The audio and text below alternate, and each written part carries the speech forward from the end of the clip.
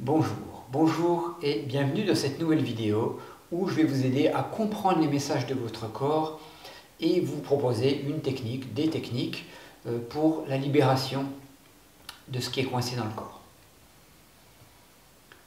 Le corps, c'est parfois une véritable machine à nous montrer qui nous sommes vraiment, une machine à comprendre ce qu'est la vie,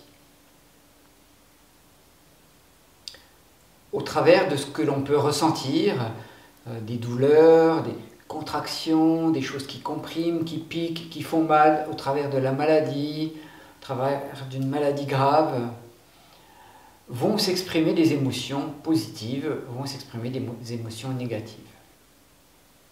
Par exemple, on a tous vécu ça, dans une période d'examen, on a là devant la poitrine qui se serre, on a la gorge qui est nouée, alors qu'on a besoin de parler. Lors d'un rendez-vous amoureux, on va bafouiller alors qu'on aimerait bien parler, on va transpirer. Ou au contraire, lors d'une réussite, la joie va nous faire nous ouvrir, on va sentir dans notre corps que ça s'ouvre, c'est joyeux, ça s'ouvre, on se grandit, on se sent fort.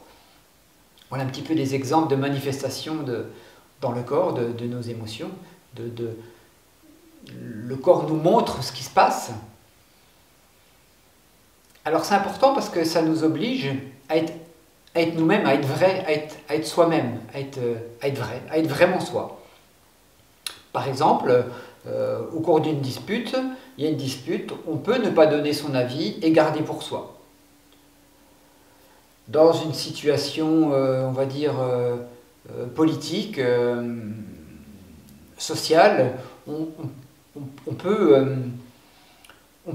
s'énerver de ce qui se passe, ça peut nous énerver, nous agacer. Ces exemples-là, ces choses-là, elles s'installent dans le corps. Elles s'installent, ça crée des tensions qui s'installent. Ça peut avoir l'air de rien. Ça va bloquer le corps dans son mouvement, ça va bloquer l'énergie, ça va bloquer le physique. Là-dessus, on va prendre un médicament qui va amener quelque chose de chimique qui va amplifier le processus négatif. Et puis, petit à petit, une douleur s'installe. Après, on ne peut plus bouger l'épaule, si c'est au niveau de l'épaule, par exemple. L'épaule, on ne peut plus le bouger. Et puis, petit à petit, ça peut dégénérer pour plus grave. C'est un peu le processus négatif qui se passe. Donc, ces messages du corps, ils sont importants. Ils nous aident aussi à lâcher prise sur notre quotidien, sur ce qui se passe, sur ce qu'on ne contrôle pas. Je reprends l'exemple de notre interaction avec le monde politique, économique, enfin ce qui se passe à la télé, à la radio, on entend des nouvelles, on ne le contrôle pas. Si ça nous agace à chaque fois qu'on l'entend, ça nous agace, on l'entend, ou la peur, ça marche bien avec la peur, on va venir à l'idée du Covid, à l'histoire du Covid, on en parle, ça matraque 10 fois, 100 fois, 1000 fois par jour. À l'intérieur, ça fait cocotte minute au niveau de l'énergie. Parce que ça impacte. On a beau le vouloir, ne pas le vouloir, le vouloir ou ne pas le vouloir, en être conscient ou pas, ça va impacter. Ça va venir se fixer dans le corps. Ça va créer de l'immobilité, au contraire de la mobilité, de la fluidité. Ça va créer de la cristallisation. L'énergie ne va plus circuler. Et après, avec le schéma que je vous ai expliqué tout à l'heure, ça s'installe, ça empire et ça va vers la maladie. Donc, il faut apprendre à lâcher prise. En ça, notre corps, il nous aide à comprendre les choses. Ça veut dire, je comprends que si je ne lâche pas prise, si je ne suis pas moi-même, dans l'interaction avec l'autre, je risque de me rendre malade. Pour en finir avec l'interaction avec l'autre, je ne sais pas si j'ai bien expliqué, mais il nous oblige à être vrai parce que si on garde pour nous, non, je n'avais pas fini de vous expliquer, si on garde pour nous, ça va faire cocotte minute à l'intérieur. On ne veut pas embêter l'autre avec ce qu'on a perçu, il y a eu quelque chose de négatif, on va passer dessus, c'est pas important, on le garde, puis ça gonfle, jusqu'à ce que ça explose à la première petite dispute, et l'autre il ne va pas comprendre, il dit mais j'ai rien dit, me rentre dedans. Ben oui, forcément, parce que c'est ça, accumulé. Ça nous oblige donc à être vrai, et à dire à l'autre ce que nos cœurs nous dictent. Donc ça nous oblige à être vrai, ça nous oblige à lâcher prise. Ça nous aide à comprendre quoi faire, ces messages du corps. on sent que ça coince, on s'est disputé avec un collègue, voilà, il s'est passé, on est rentré chez soi, on sent une douleur dans le dos, on sent que ça ne circule pas, on ne sait pas pourquoi. Si on ne s'interroge pas, qu'est-ce que ça va faire? Cette douleur va s'installer. Par contre, si on en a conscience, ça nous dit quoi faire? Ça nous dit qu'il faut aller parler, que ça a apporté un inconfort dans notre corps, il faut clarifier la situation. Ça marche avec un collègue, ça marche avec son conjoint, ça marche avec son employeur, ça marche avec toutes les relations, avec ses enfants, avec ses parents. Il faut mettre de la clarté, de la lumière sur le phénomène pour le pacifier, pour qu'il devienne pacifique. Si on ne fait rien, ça va dans l'extrême limite au burn-out. Ça va pas, on nous met la pression au travail, on nous met la pression, les collègues, notre employeur, ça nous met la pression, ça nous met la pression, ça nous met la pression. Il y a de l'inconfort, on garde pour nous, on ne veut pas dire, on garde, et blam.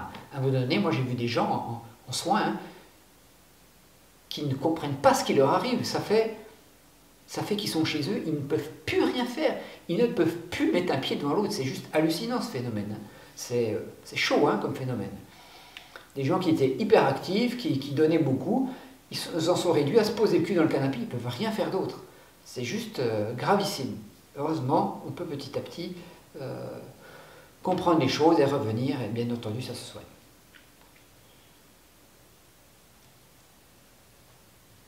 Ça va, si on ne fait rien, ça va jusqu'au cancer. Hein. Moi, j'ai vu aussi des femmes, suite à un cancer du sein, qui ont enfin compris qu'il fallait qu'elles se séparent de leur mari, qui n'était pas du tout agréable. Il a fallu qu'elle déclenche une maladie pour comprendre. Le corps, il a fait signe. Le corps, il a montré. C'est le message du corps, c'est hey, barre-toi tout de suite, sinon tu vas mourir. Déjà, tu es gravement malade. Si tu ne te barres pas, tu vas mourir. Le message, il peut aller loin qu'on ne veut pas l'entendre. Donc moi, je vous invite à écouter les messages, à comprendre qu'il y a quelque chose qui dysfonctionne. On n'a pas à avoir mal au corps comme ça. Bien sûr, il peut y avoir d'autres raisons. On est d'accord. Mais à 99% ou allez, 95%, il y a un message derrière. Il y a un message. Le corps, il est là pour manifester quelque chose. Il nous aide aussi à comprendre ce qu'on ne veut plus. Il se passe quelque chose, parfois ce sont des blocages violents, au niveau des vertèbres notamment, on se coince le dos, on ne peut plus bouger, on ne peut plus bouger l'épaule. Ou accompagné d'un blocage émotionnel, une grosse colère, une grosse indigestion, une grosse colère, ça va souvent ensemble. Si ça vous arrive, posez-vous la question, qu'est-ce qui se passe? Pourquoi je vis ça? Pourquoi vous vivez ça? C'est votre corps qui vous dit que c'est plus possible. Les émotions, elles sont chouettes aussi pour ça. Émotion, corps, esprit, tout est lié. Et ça nous dit, ça c'est plus possible. Ça, il faut plus aller vers ça. Ça, je ne veux plus. Ça me met dans un état émotionnel et physique qui n'est plus tolérable. Donc je ne veux plus ça. Donc j'agis en conséquence. Donc les messages du corps, ils nous font avancer sur notre chemin spirituel à condition d'aller chercher le pourquoi. Pourquoi je me sens mal de cette discussion? J'ai donné mon avis. Souvent derrière, il y a quelque chose. Oui, ça a touché une de mes blessures, qui me fait réagir exagérément, et du coup, je suis désagréable avec la personne. Voilà le petit cheminement, le petit chemin qu'on peut faire. Vous voyez où je veux en venir? Message pour se remettre en question, pour avancer, pour être toujours le plus en joie possible. Le but, c'est ça. Le chemin spirituel, c'est comprendre ce qui dysfonctionne en nous, pour avoir les meilleures relations possibles, pour avoir la meilleure vie possible, pour être le plus en bonheur possible, le plus en joie possible. Alors, je vais vous donner une technique de libération, une technique en 4 points, pour permettre de débloquer tout ça. Alors, premièrement, on est conscient de son état. Alors moi, je le fais beaucoup faire dans mes cours, dans mes cours de Qigong, dans mes cours de méditation. On fait beaucoup ça dans les stages. Je leur demande à mes élèves, comment vous vous sentez? Mettez-vous debout, comment vous vous sentez? Parce que l'état d'inconfort, ça devient notre état naturel. On est comme ça, mais non, ça va bien. Non, tout va bien. Je respire comme ça, mais tout va bien. Je l'exagère, je me moque, mais je le vis aussi. Non, ça va pas. Écoute ton corps, il te dit que tu en as plein les épaules, que tu te renfermes parce que tu as peur. Il faut ouvrir tout ça. Donc, premièrement, c'est être conscient de son état. S'interroger pour savoir où on en est.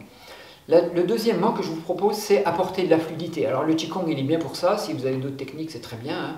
J'ai rien contre les autres techniques de libération du corps. Mais il faut avouer que le Qigong, il est super pour ça. On apporte de la fluidité.